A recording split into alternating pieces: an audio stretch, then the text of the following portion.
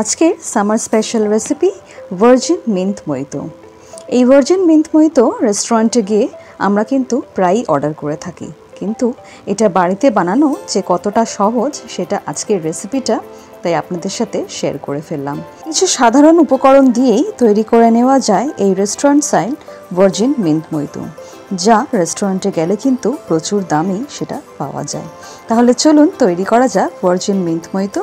তার আগে পূজার পর্বতে আমার সকল বন্ধুদের জানাই স্বাগতম। ইনগ্রেডিয়েন্টসের মধ্যে আমি নিয়েছি বরফ, পুদিনা পাতা, লেবু, যে কোনো কালারলেস সোডা আপনারা নিতে পারেন, নিয়েছি সুগার সিরাপ আর নিয়েছি মিন্ট ট্যাবলেটস। এই মিন্ট ট্যাবলেটসটা অবশ্য অপশনাল, তবে ব্যবহার করলে ভালো হয়। তবে আপনারা সেখানে পোলো মিন্ট ট্যাবলেটসও ইউজ করতে পারেন। এখানে এই ব্রাউন সুগারটা দিয়ে আমি একটা সুগার সিরাপ তৈরি করে নিয়েছি। আপনারা চাইলে নর্মাল হোয়াইট সুগার দিয়েও এই সিরাপটা তৈরি করে নিতে পারেন। আমি একটু কালারের জন্য এই সুগার সিরাপটা ব্রাউন সুগার দিয়ে করেছি।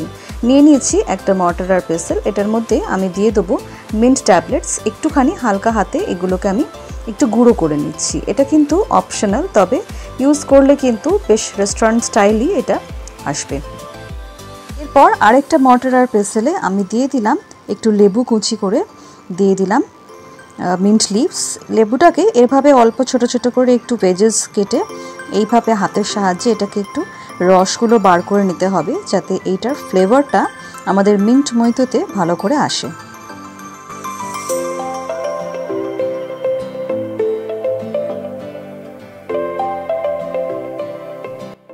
নিয়ে নিলাম সার্ভিং গ্লাস। এখানে দিয়ে দিলাম পিষে রাখা মিন্ট ট্যাবলেটটা, দিয়ে দিলাম পিষে রাখা বা থেতো করে রাখা লেবু আর পুদিনা। এরপরে অল্প একটু লেবু কেটে নিই, আমি এখানে লেবুর রসটাও সেপারেটলি অ্যাড করছি।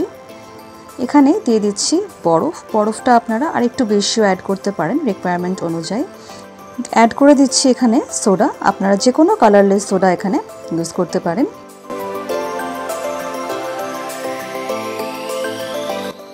এরপর অ্যাড করছি তৈরি করে রাখা সুগার সিরাপ। বলে রাখি সোডাটা এখানে হবে 80% আর 20% আমাদের সুগার সিরাপ। এরপর সমস্ত কিছু আমি হালকা হাতে একটু মিক্স করে দিলাম।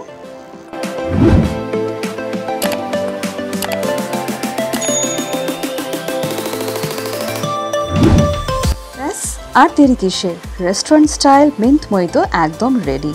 এটা আমি আপনাদের সাথে সবথেকে সহজ পদ্ধতিতে তৈরি করা ভার্জিন মিন্ট মইতো প্রসেসটা শেয়ার করলাম। এছাড়াও ভার্জিন মিন্ট মইতোর অনেক ধরনের ভ্যারাইটি রয়েছে, সেই ভিডিও আপনাদের জন্য শিগগিরই নিয়ে আসবো। আশা করি আজকের এই ভার্জিন মিন্ট মইতো ইজি প্রসেসটা তৈরি করা আপনাদের ভালোই লাগলো।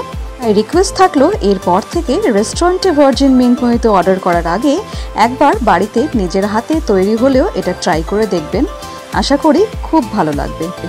বন্ধুরা, আমার চ্যানেলের অন্যান্য ভিডিওস এবং ডেইলি নিউজ শর্টসের জন্য পূজার পর্ব ভিজিট করে নিতে পারো। সেখানে তোমরা পেয়ে যাবে আরও অনেক fun, spiritual and cooking videos. ভালো থেকো, সুস্থ থেকো, and thank you for watching পূজার পর্ব।